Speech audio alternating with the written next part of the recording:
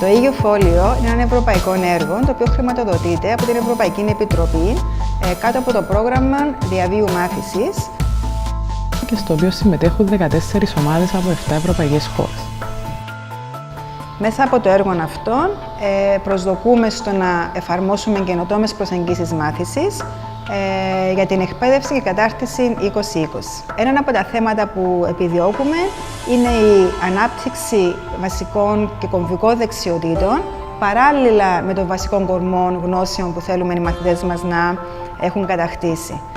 Το συγκεκριμένο ευρωπαϊκό έργο, εκτός από τους διευθυντές, τους εκπαιδευτικούς και τους μαθητές των σχολικών μονάδων που απευθύνεται επίσης και στους υπεύθυνους για χάραξη πολιτικής της κάθε χώρας. Είναι σημαντικό να αναφέρουμε ότι το έργο έχει ως τελικό σκοπό να παρακολουθήσει την υλοποίηση, να αξιολογήσει την υλοποίηση αυτή και να καταλήξει συμπεράσματα, ούτως ώστε να τα δώσει στην Ευρωπαϊκή Επιτροπή με στόχο τις πολιτικές αποφάσεις για τυχόν διεύρυνσή του.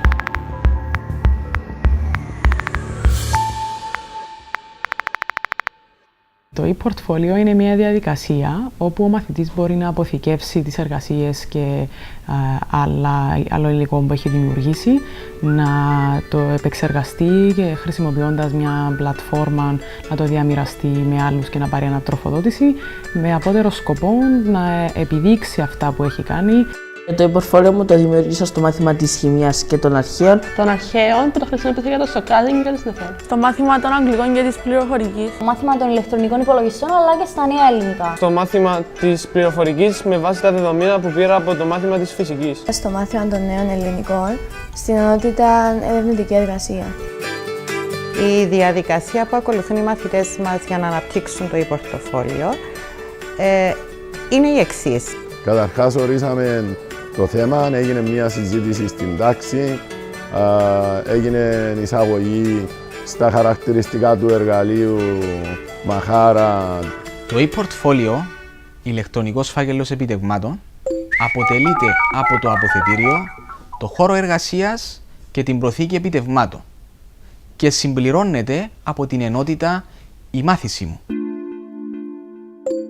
Το αποθετήριο οι μαθητές καλούνται να ανεβάσουν πληροφορίες που θα χρησιμοποιήσουν αργότερα για την εργασία τους.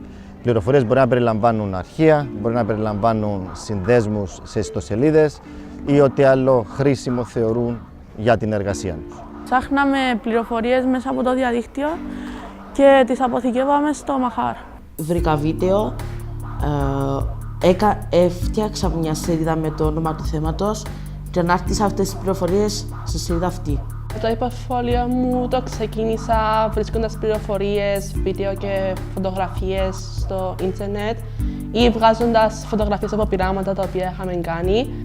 Βρήκαμε βίντεο, εικόνες και έκανα μια έκθεση σαν πρόλογος και τα αποθετήσαμε με μια σειρά. Ανάρτησα διάφορες εικόνες, διάφορα βίντεο. Επίσης, το καθημερινό μάθημα που είχαμε κάνει πειράματα, έβαλα βίντεο πειράματα, βρήκα βίντεο από YouTube.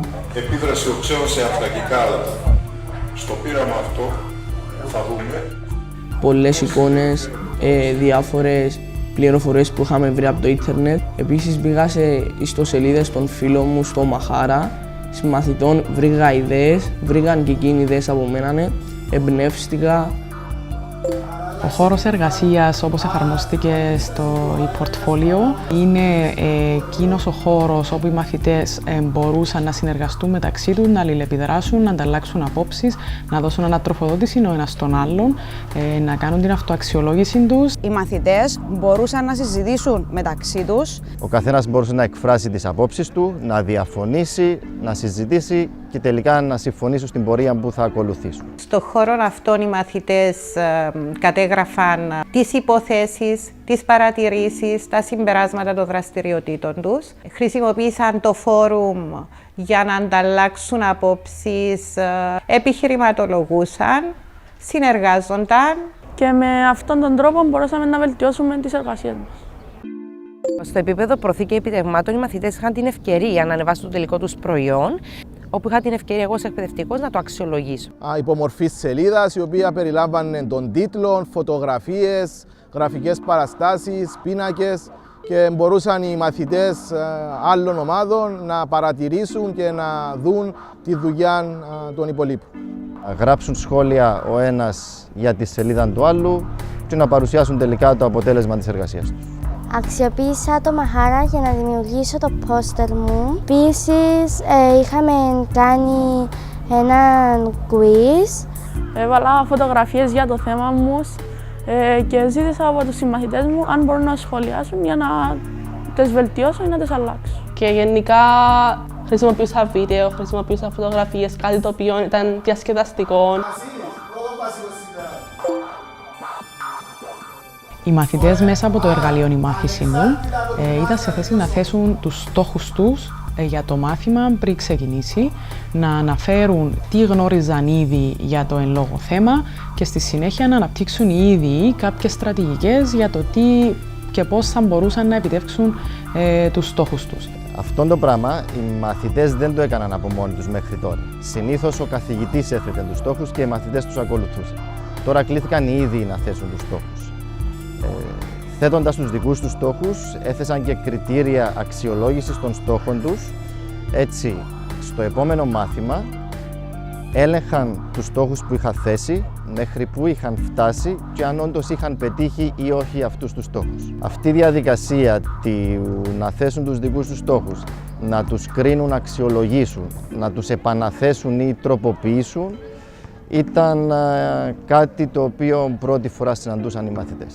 Επιπρόσθετα υπήρχαν και τα κουτάκια της μαθήτησης μου, όπου ήταν κάποιες ερωτήσεις, οι οποίες ήταν με τι γνώριζα για το θέμα πριν να κάνω το μάθημα. Μετά πήγαινα, συμπλήρωνα τι γνωρίζω τώρα, το σκοπό μου, τι ήθελα να μάθω δηλαδή από αυτό το μάθημα, το τι πρέπει να κάνω για να πετύχω το στόχο μου. Ήταν μια πάρα πολύ χρήσιμη ενότητα. Επίσης, καθοδηγόμαστε με τα κουτάκια πόσο καιρό μας πήρε το κάθε θέμα για να το μάθουμε. Στην ενότητα η μάθηση μου καταγράψαμε τους στόχους που πρέπει να μάθουμε για αυτό το θέμα. Επίσης καταγράψαμε ποιες τακτικές μπορούμε να ακολουθήσουμε. Και στο τέλος να γυρίσουμε πίσω για την αυτοαξιολόγησή μας, να βρούμε τα τυχόν λάθη και να βελτιωθούμε. Αυτή η αυτοαξιολόγηση με βοήθησε αρκετά για κάθε φορά που έχω μια πρόκληση να βάζω τη γνώση μου, να τοποθετώ τους στόχους μου, να έχω τις στρατηγικές μου και στο τέλος να κάνω μια κριτική για να βρω τα τυχόν λάθη και να βελτιωθώ.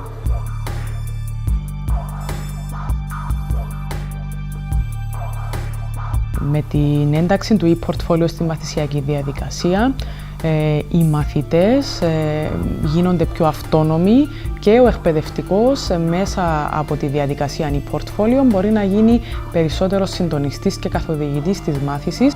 Οι μαθητές πλέον δεν χρειάζονται τα πατροπαράδοτα τετράδια για να σημειώνουν μέσα, να γράφουν, αλλά μπορούν όλα να γίνονται ηλεκτρονικά, όπως κάνουν στην καθημερινότητα τους, στο σπίτι τους, που χρησιμοποιούν τον ηλεκτρονικό τους υπολογιστή για να μιλούν με τους συμμαθητές τους, κάνοντας chat είτε από διάφορες πλατφόρμες. Μπορεί αυτό το υλικό να υπάρχει για πολλά χρόνια, αφού δεν είναι το τετράδιο που θα το πετάξουν στο τέλος της σχολικής χρονιάς, και μπορεί και ο γονιός και ο καθηγητής να ελέξει τα μαθησιακά επιτεύγματα και την πρόοδο των μαθητών.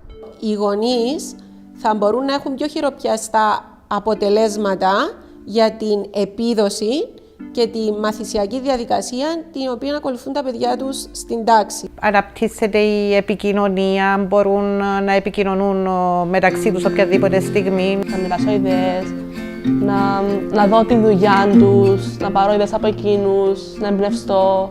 Επίσης, να συνοψίζω πράγματα από το διαδίκτυο. Και επίσης έμαθα πώς να χρησιμοποιώ το Μαχάρα.